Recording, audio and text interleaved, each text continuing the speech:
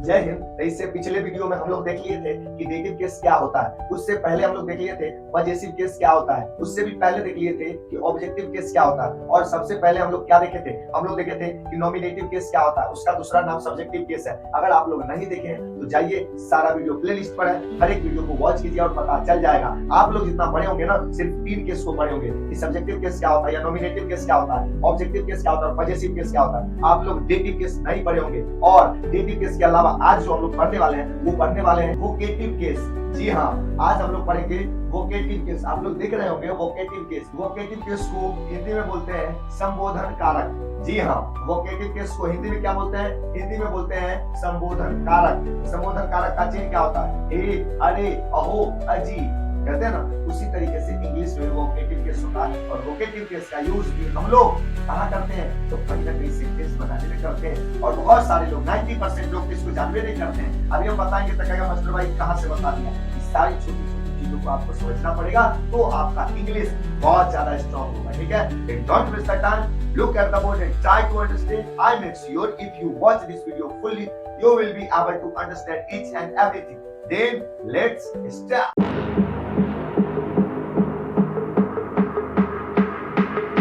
ध्यान से देखिए बोर्ड पे। अगर आप बोर्ड पर देखिएगा ना, सारी बातें आपको समझ में आ जाएगा। ठीक है, देखिए क्या है वोकेटिव केस। वोकेटिव केस हम लोग कैसे पहचानेंगे? वोकेटिव केस पहचानने का ना मेन एग्जांपल समझिए। देखिए एग्जांपल से समझा जा सकता है एक एक चीज को, एग्जांपल से ही समझ में आएगा। जैसे देखिए, हम लोग नॉर्मली सेंटेंस क्या लिखते हैं? Come here, go there. क्या लिखते हैं? गो देयर, या कम हियर, कम हियर।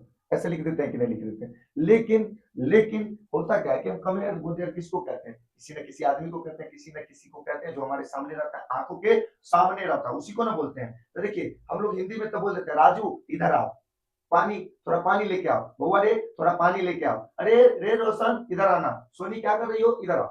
ऐसे नाम लेकर के हम लोग बोल देते हैं। लेकिन इंग्लिश में उसी को कहते हैं, क्या कहते हैं? उसी को कहते हैं वोकेटिव केस। जी हाँ, क्या कहते हैं? वोकेटिव केस बोलते हैं। देखिए इंग्लिश में हम सेंटेंस, ये तो हमारा हो गया इंपेरेटिव सेंटेंस, ये दोनों क्या हो गया? Imperative sentence. लेकिन आज जो हम लोग पढ़ेंगे वो वोकेटिव केस। कैसे? देखो, अगर हम लिखते हैं राम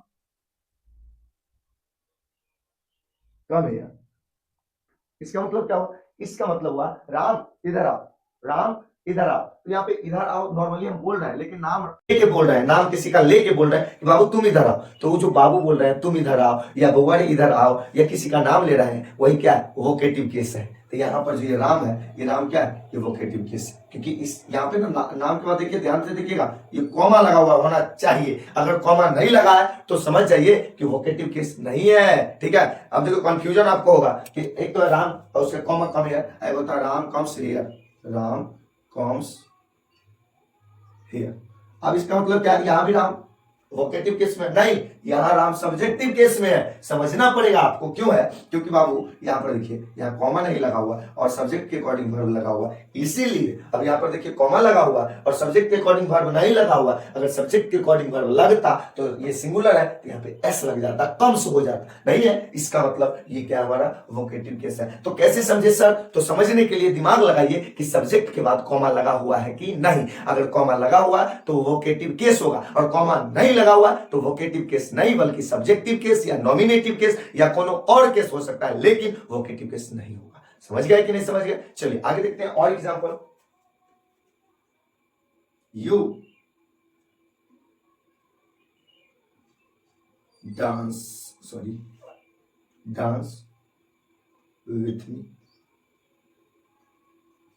तुम मेरे साथ डांस करो। यहाँ पे क्या करा? डांस विथ मी मेरा मेन सेंटेंस है, लेकिन उससे पहले क्या लगा दी? यू। और ये यू क्या है? ये यू है, ये यू है हमारा वोकेटिव केस। क्योंकि इसके बाद आप देखोगे कि यहाँ पे कॉमा लगा हुआ है, और कॉमा के कारण ये क्या हो गया? सब्जेक्ट। ऐसे दिख रहा है कि सब्जेक्ट है, लेकिन सब्जेक्ट नहीं है। ये क्या है? ये वोकेटिव केस है, यानी बुलाने के लिए उसको बोल रहे हैं, है ना, कॉमा लगाए हुए। ठीक है, और भी हम कर सकते हैं, जैसे कोमल कुक समथिंग, कुक समथिंग। अब देखोगे कोमल कुक समथिंग, यानी कोमल कुछ पकाओ ना यार, जैसे बोलते हैं। या किसी को बोलते हैं सोनू कुछ लेके आओ ना यार खाने के लिए, कुछ मंगाओ ना यार, बोलते हैं ना, किसी के नाम लेकर के बोलते हैं। बउआ रे पानी लेके आओ ना यार, अरे गिलास दूध पिलाओ ना यार, थोड़ा चाय पिलाओ ना, अजी सुनती हो, थोड़ा चाय पिलाओ, बोलते हैं। तो वो जो बोला हुआ वर्ड है अजी सुनती हो, अरे सुनते हो, सोनू सुन रहे हो, इधर आना जरा, सोनू इधर आना जरा, सोनू इधर आना जरा, सोनू बाजार जाना जरा, बउआ रे ये लेके आना जरा, बउआ रे बउआ रे। वो जो उसके बाद कॉमा लगा तो भाई क्या है, वो है वोकेटिव केस। क्या है, वोकेटिव केस। तो यहाँ पे कॉमा के बाद कॉमा लगा हुआ तो ये क्या हो गया, वोकेटिव केस। इसी तरीके से और हम लिख सकते हैं, Raj comma come with me, come with me, Raj मेरे साथ आओ। ऐसे और बना सकते हैं, जैसे हम कर सकते हैं सोनू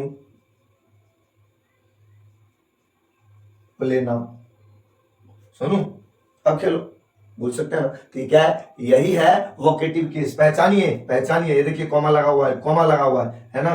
रानी don't make a noise, don't make a noise.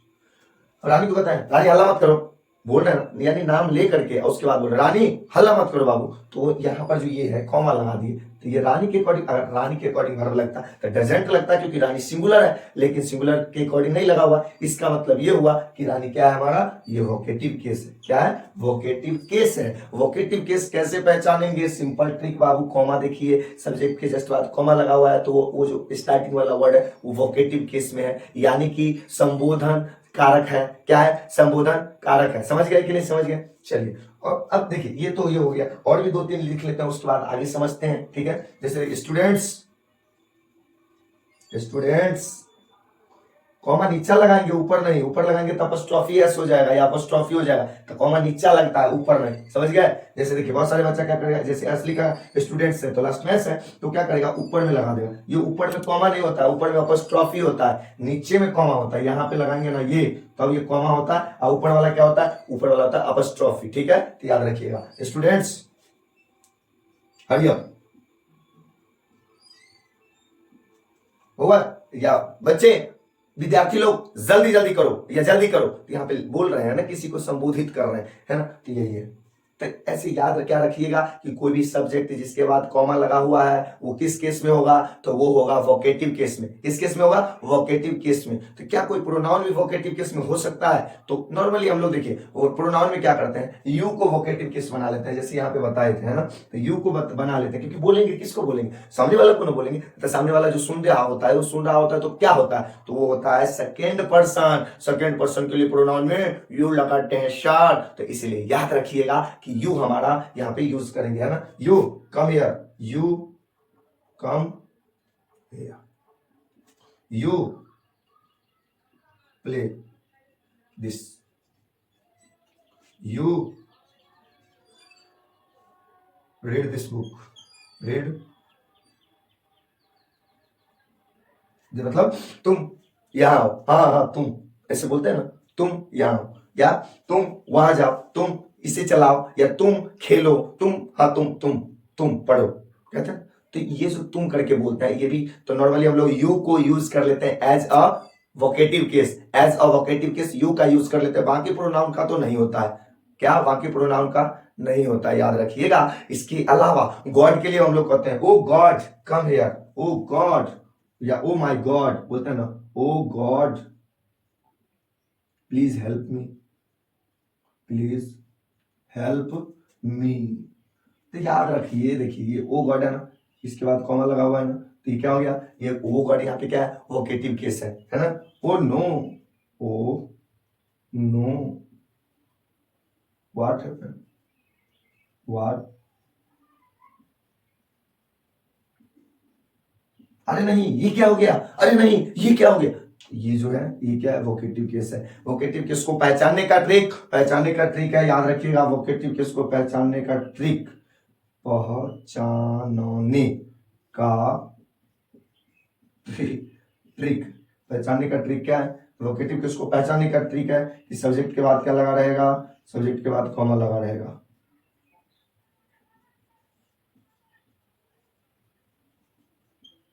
Subject के बाद कॉमा लगा रहेगा।